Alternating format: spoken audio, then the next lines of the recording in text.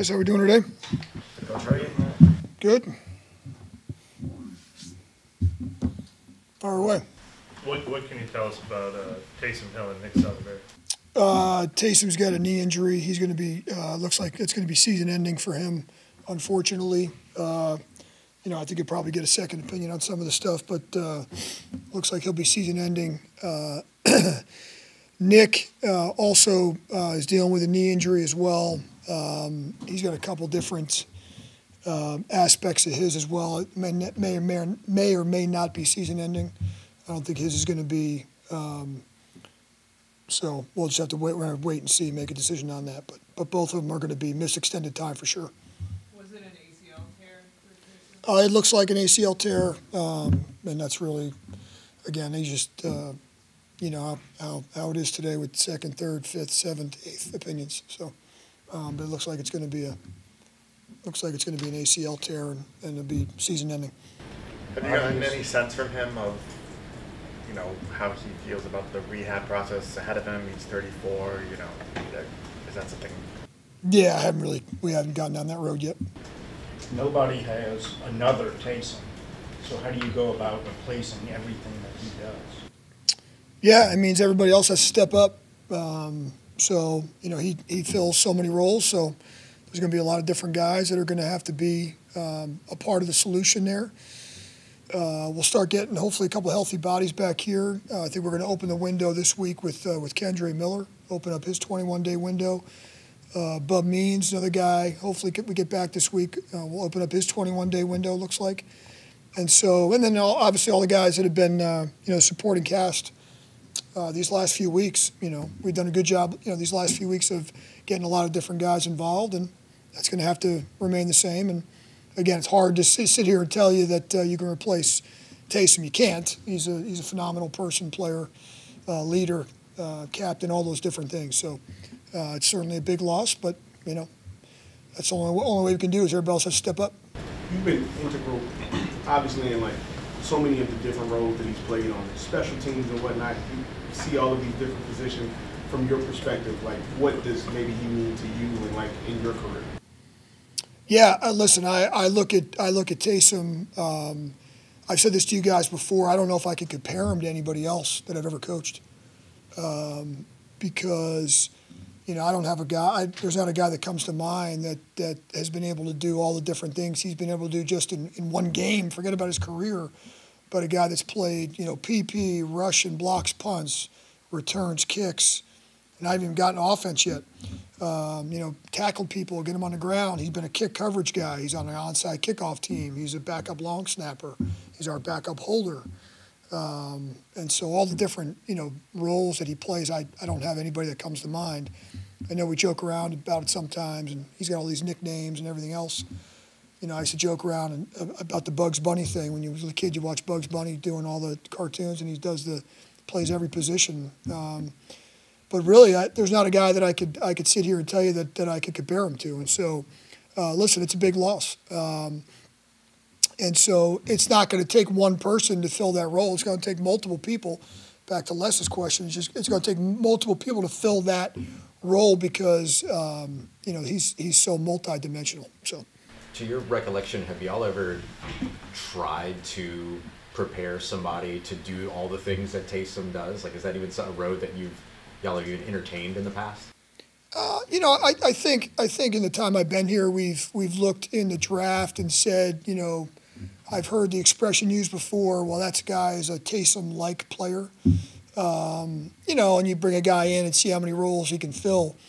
I think the difficult part in today's NFL is that everything is so specialized, and so Taysom is such a rare player because everything is so specialized. You have pass rushers and nickels and third down guys and this and that. So when guys come into the league, they don't have a lot of the experience at a lot of those different things. So you're teaching guys to do. Taysom came to us and hadn't really done a lot of the special team stuff and turned himself into a very good special teams player. So to sit here and say that you can just plug one guy in and do all those different things, I think it's a process, And I think Taysom did such a great job when he got here of learning the offense and then kind of integrating him into special teams. And then, oh, by the way, can he be a kick returner? And so yeah, I mean, I've heard that discussions happened before, but that's not a one-day thing. You know, it's a long, process, to his credit. Darren, I don't think we've asked you specifically about Kendra Miller before. So, obviously, in the bits and pieces that we've seen of him, there's been some really good stuff, but just haven't seen too much of it. Yeah, listen, Kendra Miller's a talented football player. There's no one that's going to sit here and ever deny that. Kendra Miller has a lot of talent. It's the reason we drafted him where we drafted him. He had a really, really good college career, particularly his last year in college. You've seen that when he's been active and healthy, that he's a guy that's can produce for the team.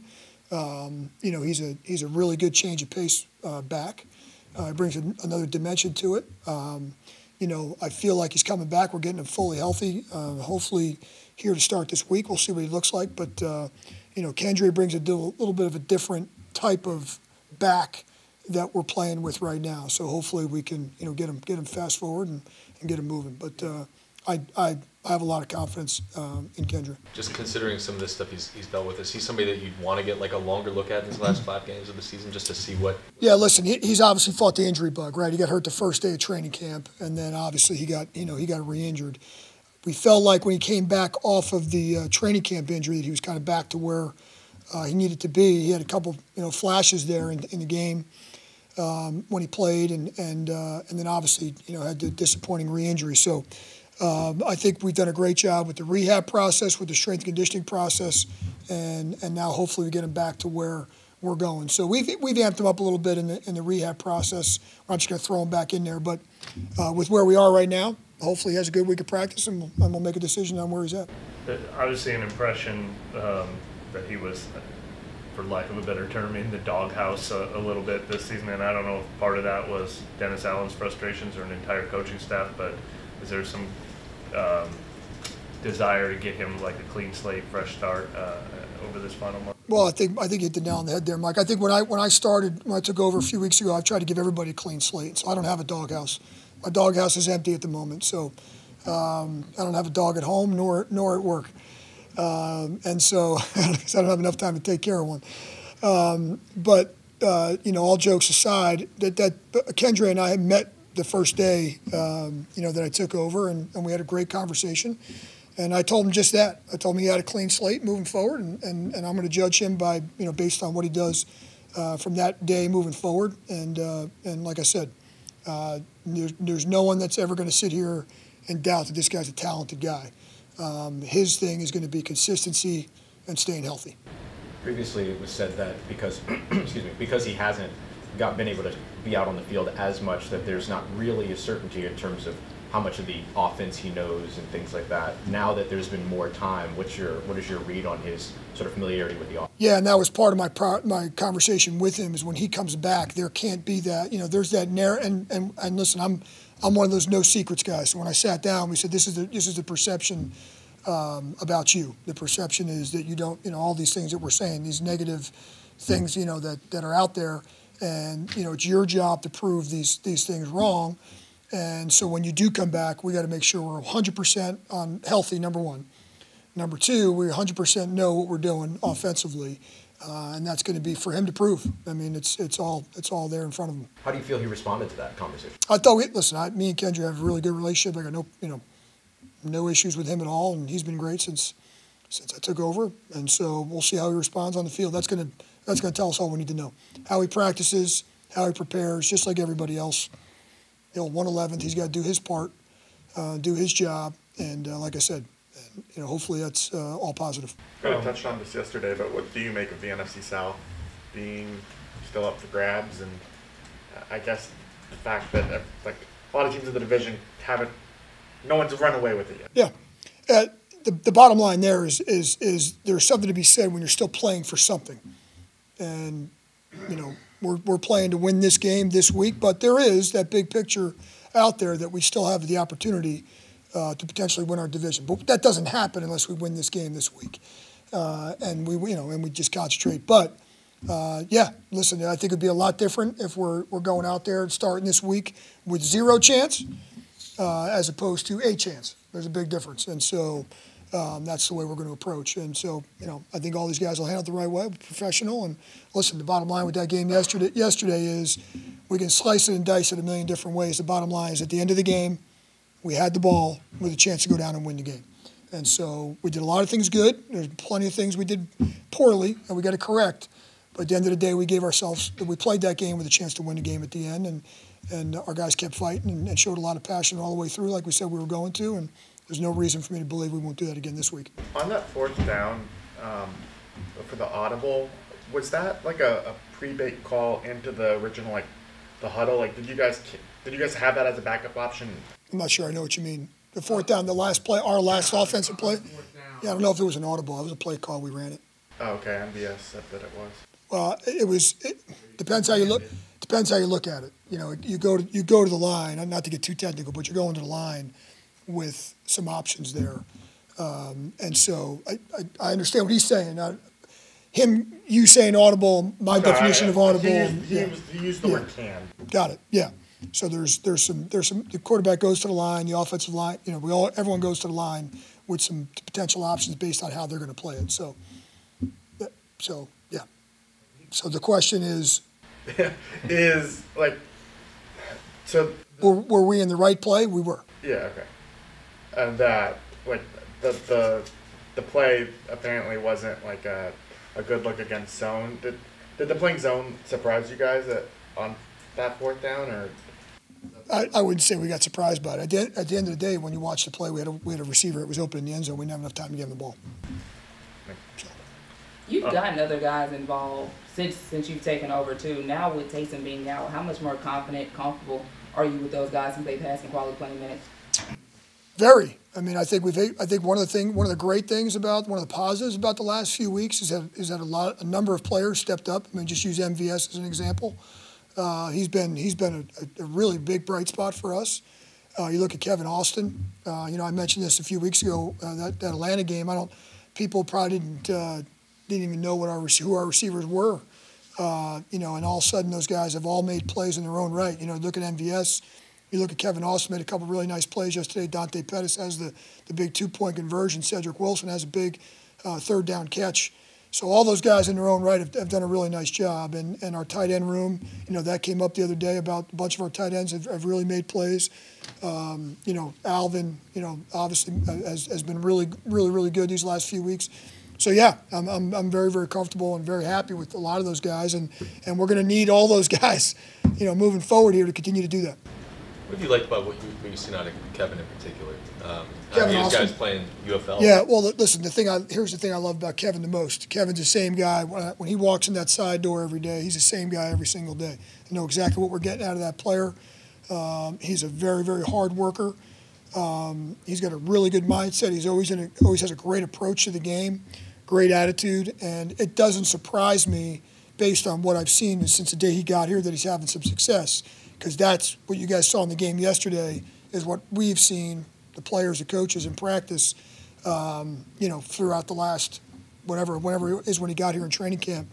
And, again, a UFL guy, probably hadn't had much of a break, and he just keeps going. So good for him, but not surprised. Just, really, really hard worker and blue-collar guy and the way he approached everything. And so very, very happy for him.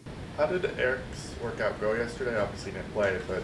Eric McCoy? Yeah, everything's on track for him right now to be ready to roll this week, and so he should be back out there Wednesday. We'll wait and see on Lucas as well. Hopefully, I think him and Lucas are both trending in the right direction. Hopefully, to get them out there Wednesday, so that'll be good. Be good for everybody. I know we've asked you about him before, but Rico Payton, it feels like every week is making a great play in punt coverage and everything. Him coming from Pittsburgh State, smaller school and everything. Was that something that y'all identified with him through the draft process and kind of knew that was a spot that you'd like him? Yeah, I agree. Rico's getting better every week, so we'll start with that. I really like the way he's progressing. I think he has a chance to be a really good, core special teamer. And as you see, he has the ability to make those flash plays. So now we'll go to flash plays. That's what he really did when he first got here in training camp, is he opened some eyes with that's some kind of jump-off film plays for a younger guy right from the beginning, even right from like rookie minicamp. He started doing that. Small school guy. Probably took him a little bit longer to pick up some of the stuff, both defensively and special teams. But when you put on his Division II film at Pittsburgh State, he made a lot of those. He kind of really stood out on film, which you would think a small school guy would, and he did. But he plays fast. He got a really, really good knack to get to the ball. He's an aggressive guy, and so I think now he's kind of picking up all the little things schematically, both special teams wise and and defensively. I think one of the great things for Rico is he's got JT as a resource, meaning he's a guy that's always talking to JT, just kind of learning the ins and outs of the game from a veteran type of guy. But Rico's been a real welcome addition to the team, and again, not really surprised by his success because I've been watching him since day one of training camp also. So I'm happy for him. There's plenty of stuff he's got to get cleaned up like everybody, but what you've seen on those gunner plays, a lot of times JT gets all that attention. So we always make a big deal about, hey, the other guy, meaning the other gunner, is going to have to be a guy that makes plays, and he's done that.